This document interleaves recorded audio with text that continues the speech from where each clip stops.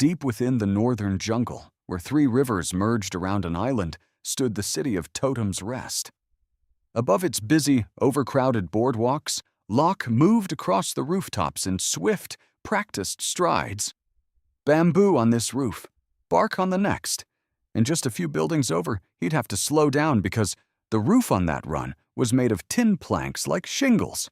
Unpracticed foot control could cause a slip. "Not today," he said under heavy breath as the roof approached.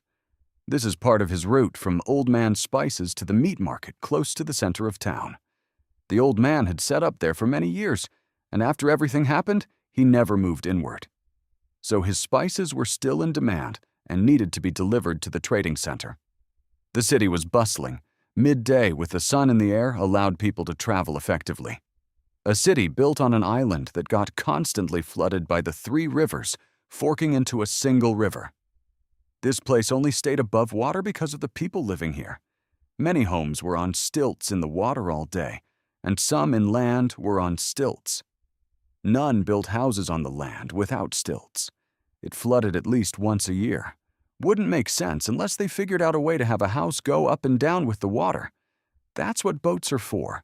Since half the city is underwater at any given time, then boat transportation is popular but risky. There are bridges, docks, and decks built interconnecting many homes and businesses, but the further from the middle you were, the less condensed the buildings were.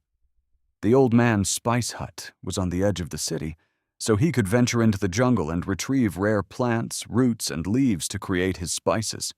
He didn't do that much anymore, partly because of his age, partly because the jungle was particularly dangerous these past few years. Locke's favorite route for transportation was the roofs. Not many people were up here, and there's a relatively clear path to anywhere in the city. As long as you knew which roofs to run on and which to avoid, then he would be good. He had fallen into many people's homes over the years, but as time goes on, well, let's just say it's been quite some time since he's fallen into someone's home. Fallen off a roof. Sir, hopefully land on a deck just below. Don't want to fall into the water. Not knowing what's in the waters makes swimming in them particular sketchy.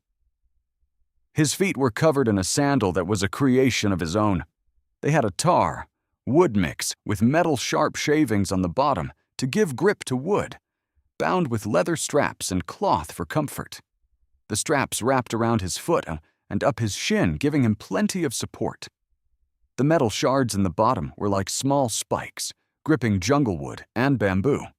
This allowed him to move quick, make fast decisions without slipping and falling. Especially when it rained and the bamboo or wood would become slick, he had grip. It was his job to transport one thing from one place to another.